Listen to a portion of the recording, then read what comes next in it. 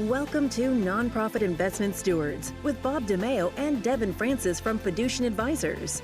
Bob and Devon are passionate about helping nonprofit organizations prosper. Whether you oversee endowment, foundation, or retirement plan investments, this podcast exists to help stewards improve performance, reduce costs, and discover strategies that enable your charitable organization to prosper and advance its mission. Now, on to the show.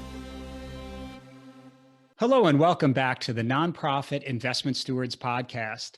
I'm Bob DiMeo, as always joined by co-host Devon Francis. Today we dive into a unique area of the nonprofit world, senior living communities. This is such a vital and very important offering, and it's complex and nuanced too. Devon, I hope you're well. Are you eager for today's show? Yeah, absolutely, Bob. We are thrilled to be joined today by David Bordonaro. David has served as the president of McLean for close to 20 years, and he is very well known and very well respected in the healthcare community. As you said, Bob, the senior living space is very complex, and we are so excited to be able to talk to David and be able to dig into some of the intricacies and the challenges within the senior living space. So David, thank you very much for being with us and welcome to the show. Thank you. Appreciate the invitation. David, we're so grateful to have you on this show. And maybe before we dive into some of the specifics, can you share a little bit about the path that led you to this profession and this space and this oh so important opportunity here to really help a number of folks in a variety of ways? Sure. So as you had mentioned, I've had the privilege of serving as McLean's president for the past 20 years, but my career goes back much further than that.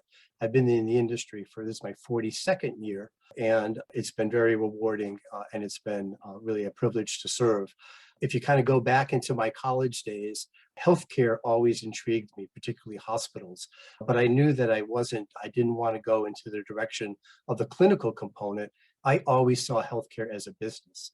So my undergraduate and graduate work is in health service and healthcare administration. And during that time, I was able to do an internship in a long-term care facility.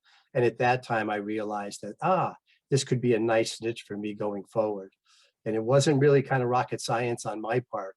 And I didn't really have the appreciation of how the industry would grow over the last 40 years, but it served me extremely well. And so getting into the not-for-profit senior care and services entities has been really very, very rewarding. So David, can you talk to us about how McLean is structured from a business model perspective? Yeah. The strength of McLean is this year we're celebrating our 50th year. And if you go back many, many years or so ago, we were heavily weighted in healthcare. We had 187 skilled nursing beds. We had post-acute care, and we're very dependent on Medicare and Medicaid. But over the last several years, the industry has changed. Our customer has changed dramatically. And we asked a couple simple questions. One is, since we are very dependent on Medicare and Medicaid, we knew that this business model was not sustainable for the long haul. And we also asked our customers, and our customers would say, as good as a nursing home you are, we don't want to go to it. And so what are you as an organization going to do to provide us care and services going forward? And so our business strategy was fairly simple, but very challenging. We decided that we needed to downsize, again, our dependency on Medicare and Medicaid. So we downsized by over 100 nursing home beds, converted that space into assisted living, which is private pay and market-driven programs and services. And we also decided to add to our independent housing sector, which is, again, all private pay and market-driven. And we knew that programmatically, we wanted to support those people in those areas and prevent future long-term care admissions. So we also beefed up our community-based services, such as post-acute care, outpatient therapy, Meals on Wheels, and home care program. And so our entity today, our organization, consists of several different business lines, from independent housing, assisted living, skilled nursing, post-acute care, outpatient therapy, and home care and hospice programs. Well, so clearly a lot of different paths and different businesses, underneath the McLean umbrella. Is this kind of the way that most senior living facilities are structured, or is this, this evolution away from the nursing home bed model to more, unique lines of business? Is this typical in the senior living facility space? Yeah. Great question. It is not typical. Since our history goes back 50 years, a lot of what we have today wasn't even thought of. Assisted living wasn't we even thought of at that time. So again, we were heavily weighted in healthcare. The newer programs, which are called life plan communities that are similar to us, start off with the substantial, and we're called now life plan communities. Really, they are heavily weighted in independent housing, with a smaller amount of assisted living, with an even smaller amount of skilled nursing care supported by community-based services. So we are weighted differently than other more prominent life care communities throughout the country. And now that you have built these different business models and have weighted things differently, have you gotten away from the reliance on Medicare and Medicaid that was kind of the hallmark of the business early on? Yes, we are still engaged in both Medicare and Medicaid and private insurance on the healthcare side, but we are not nearly as dependent on it. And so we have income and revenues coming from assisted living and independent housing and some private pay skilled that really transitioned us financially. We are far more healthy, with more weight being on the market-driven and private pay resources. And David, you talk about the various verticals, if you will, and I have some experience in the senior living space or some understanding, but much more on the university or the hospital space. And when you think of various verticals and you think of university with tuition and room and board and other revenue sources, which types of services that McLean offers are experiencing the most growth from a cash flow perspective? Very clearly, independent housing and assisted living are key, and particularly when census is good. And granted, I think the industry, like all businesses, have been affected by COVID. And so we're rebounding, and our census plummeted over the last year or so, but we're rebounding from that. And when we can get back to the normal or the norm, those two business lines have the most dramatic effect on our overall profit and loss. And has there been much impact with the complexities of Medicare and Medicaid insurance and private pay and all the complexities around all of this and sort of navigating and advancing your business model? It sure is. And I think we have to take a hardcore look at everyone individually and then collectively. But we knew long ago that Medicare and Medicaid was a challenge, as well as private insurance in the healthcare industry. And we knew very clearly that we had to reduce our dependency on that. And for example, we lose about $70 a day for every Medicaid patient that we have. Having said that, consistent with our mission, we have an obligation to serve Medicaid. So we had a challenge as an organization, is that how do we live up to our mission, but how do we still maintain and develop a strong bottom line? It sounds like you've evolved your model, and quite frankly, it sounds like you wouldn't be in nearly the healthy position you are if you hadn't. Absolutely. Absolutely. Compliments to our senior leadership and our board to making that decision going back several years. And I'm sure you deserve some of that praise as Indeed. serving as president for 20 years. So, David, as you know, this is called the Nonprofit Investment Stewards Podcast, and we spend a lot of time talking about endowment and foundation asset pools. Mhm. Can you give us a rundown of the various asset pools that fall underneath the McLean umbrella?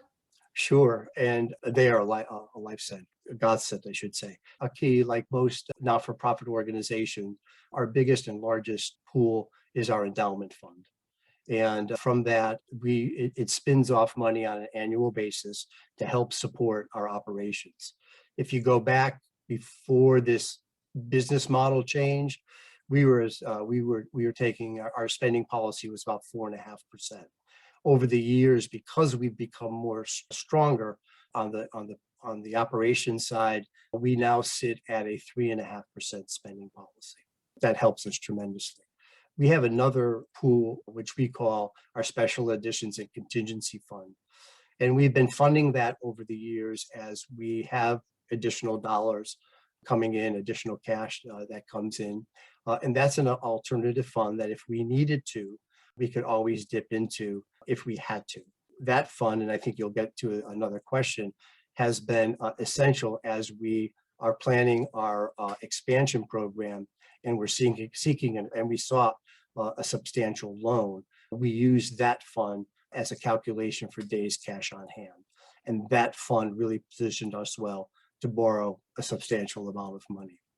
And then we also have what we call a physical plant and replacement fund, where we have increased and invested in, and that fund is used for special projects like major renovations, major changes in heat and hot water systems, new roofs, and those kinds of things.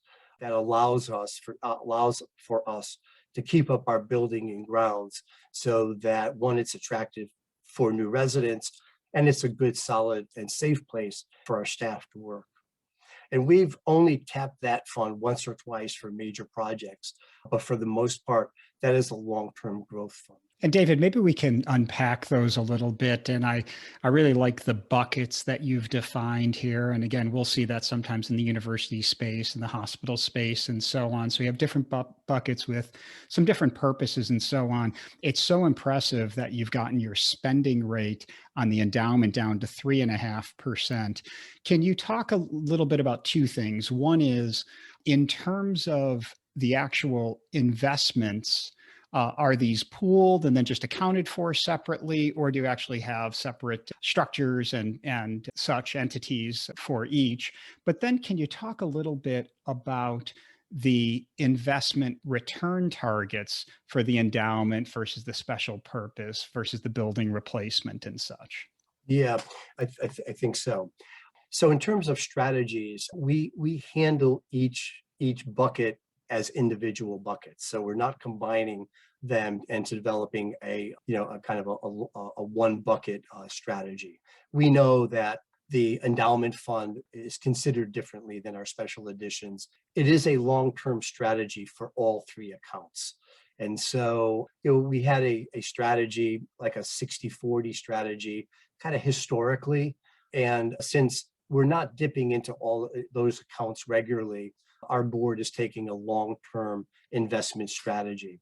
Since then, though, over the last maybe couple of years, 2, 3, 4 years or so, and I think it's an industry trend that we're moving from like a 60-40 to a 70-30, which is a little more aggressive, and quite honestly makes some of our board members a bit uncomfortable, but we're looking to get a bit more return and not taking on extensive risk to do that. And I think kind of going forward, that will be the strategy that we have. But so I think in all of those buckets, because we are generating operating cash and are able to do a lot from just the cash that we develop and earn on a monthly basis, all strategies, although they're in different buckets, a very similar long-term growth strategy. That's helpful. And as you look, you mentioned board members and committee members and things of that nature. I wonder if you could just speak to some of the practices that you have identified over the years that have really been beneficial in terms of the committee or the board overseeing the investments, and anything you have to add with respect to even structuring and developing and putting together a committee, a value-added committee that oversees the various investments. Yeah, I guess I am so lucky, and I think most presidents and CEOs of organizations like mine would be very envious of me. I have 8 members of our board, which is very, very manageable. And there are organizations that work with 12, 15, 20, even more board members. And so our board is very reachable and very engaged and very educated about the industry. And through committee work, they all get involved in different aspects. We have a couple committees that are really important on the finance side. One is we have an audit committee and we have an investment committee. And all the members of these committees have tremendous experience in investments and investment strategies. And so I take advantage of that. Why wouldn't I? And so really as when we meet as an investment committee, I rely heavily on the background, the experience, and the expertise that is brought into our investment committee. Yeah, it's so important to have those engaged and knowledgeable individuals. You can't do all of the heavy lifting, so it's great to hear that you've got a good board and some strong committee members. Yep. So I want to go back to something that you mentioned in passing when you were describing the special additions and contingency pool. And that is related to debt issuance. So as it pertains to growth of McLean and issuing debt, what types of challenges or issues are most present in your mind? Yeah, so as we were planning for our expansion and as we were applying for loans, for a major loan, we knew that there were a few key issues that would be evaluated to determine whether we were eligible. One was the strength of our leadership. One was the strength of our board. Another one was the strength of our overall performance. But we also knew that days cash on hand was extremely key in their final determination. And so we used the strength of our special additions and contingency fund to really meet and actually exceed the days cash on hand. And so we were very conscientious of the fact that we were in a very, very good position because strategically we grew that fund in advance of any application to debt. That's impressive. And when we talk about debt and sort of the structure of your debt, can you talk a little bit, David, about how that influences the way you might view the way the various asset pools or buckets are managed? And then I'm also curious, have you increased allocations to alternatives over time?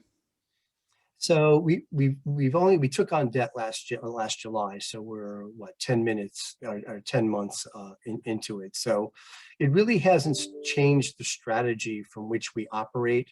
Again, just kind of rebounding from COVID, we're very well aware of the KPIs or the covenants of the debt. So we tend to focus a little more on those aspects. And they're fairly simple. As far as the expansion goes, we need to keep a very close eye on schedule. The investors would become nervous if there's a substantial delay in the construction of the project.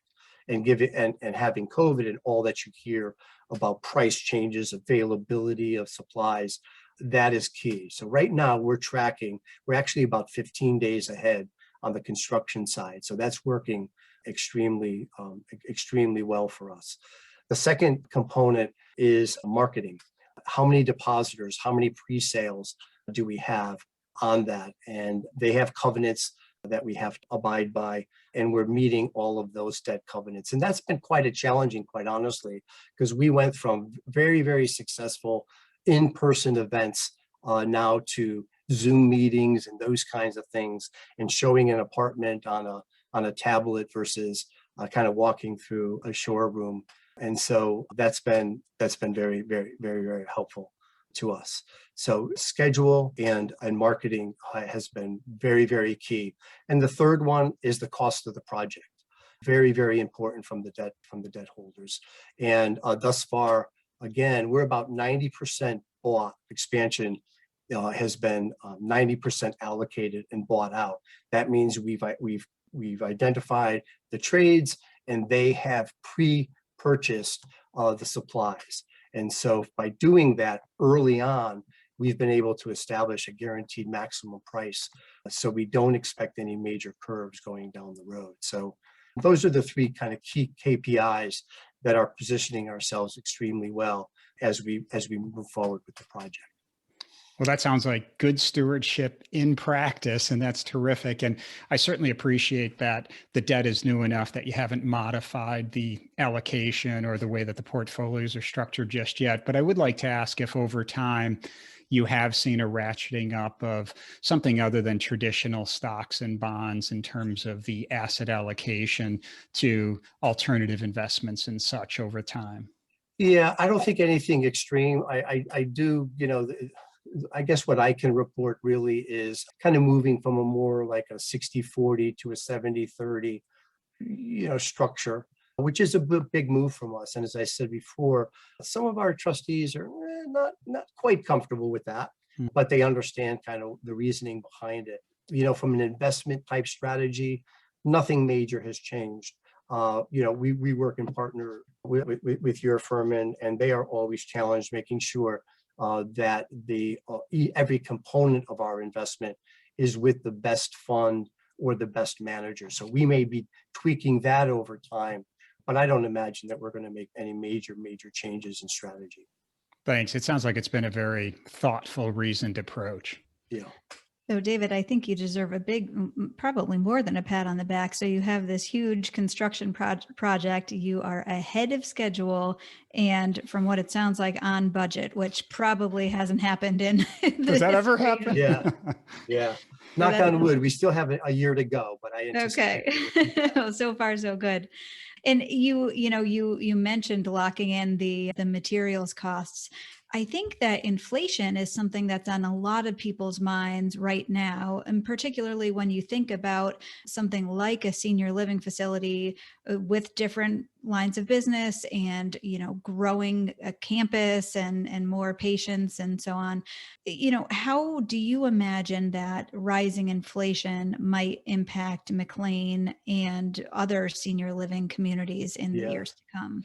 I think we're typical of many other business lines and many other businesses. Obviously, we have to be very conscious of that because inflation automatically will increase some pricing and cost over time. And so we've got to make sure that we can keep up with from a census and revenue perspective and make certain adjustments in pricing and things like that over time. So we have to understand what our competitors are doing, what the industry is doing. And it's very important for us to be present in the here and now, but also look at the future at the same time. So we'll keep an eye on industry trends, what our competition is doing to make sure that we can keep up with inflation and other factors that affect our business lines. Again, I think like other business lines, staffing is probably our biggest challenge going forward. How do we fill the gaps that we have open right now? And how do we fund those gaps? What is the wage and salary going to look like in time? What's the cost of medical benefits? What's the cost of what tax ramifications are we going to have with that? And then another key element that is going to affect our industry going forward, particularly in light of COVID, is the cost of liability insurance. And so those are just a handful of factors that we need to keep keep the pulse of that will drive our decisions over time.